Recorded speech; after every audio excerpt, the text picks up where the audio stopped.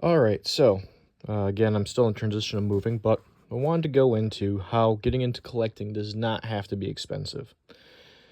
And I do it, and I talk about it. I talk about certain things I pick up. Sometimes I'll get deals because, I'm doing stuff to help preserve the stuff and whatnot, and that I'm not going to ever account in because that's you making a relationship with a person.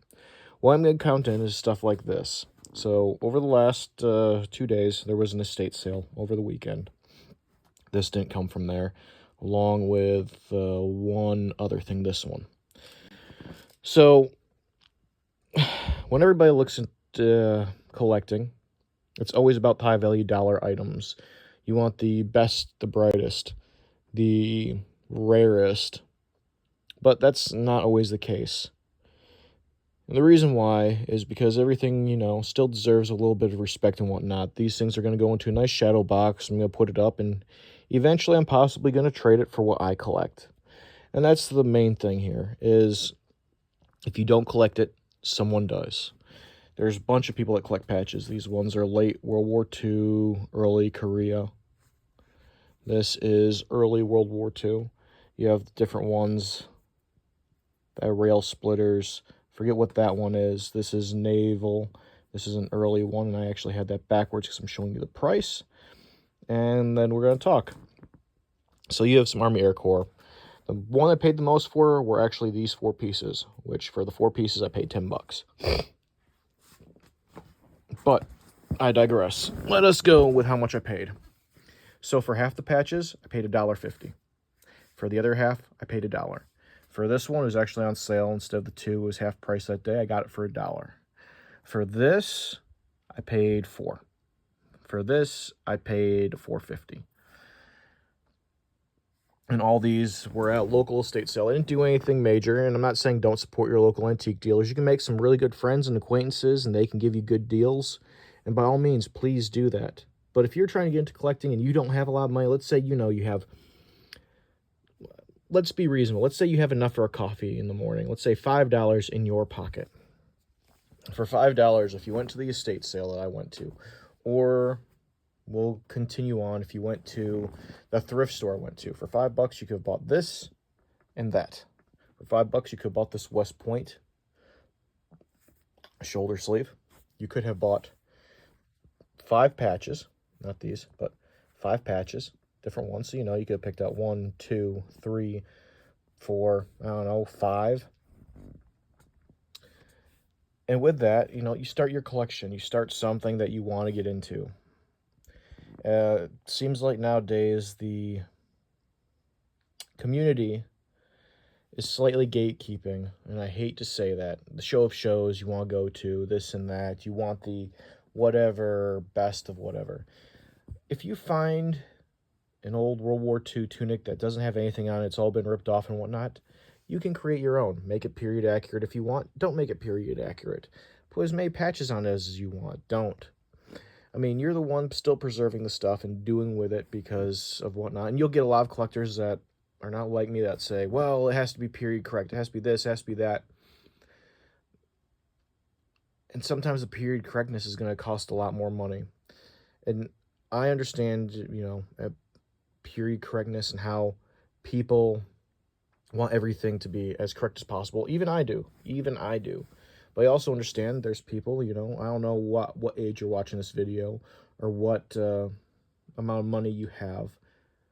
And I'm not going to judge because no one should be judging on that. If you just want, let's say, you had $1 in your pocket. You found this patch to be the coolest. It was $1. You could go buy it. You pay the $1, I think 5 cents after tax. And you put it in small little frame. I've seen people do that. I've seen someone put a French crest into a frame that they got at a flea market for a couple bucks. And they framed it, and they had it on their desk. Why? Because he liked how it looked and he liked Militaria. Then do it. I'm here to encourage you to go out and not break the bank, and not spend $1 million. But all this together cost me $42. That is everything right here, after all the discounts and everything else. Like, I'm not saying, this is a cool patch, probably from the 50s.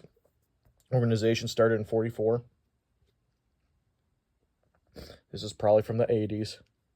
You know,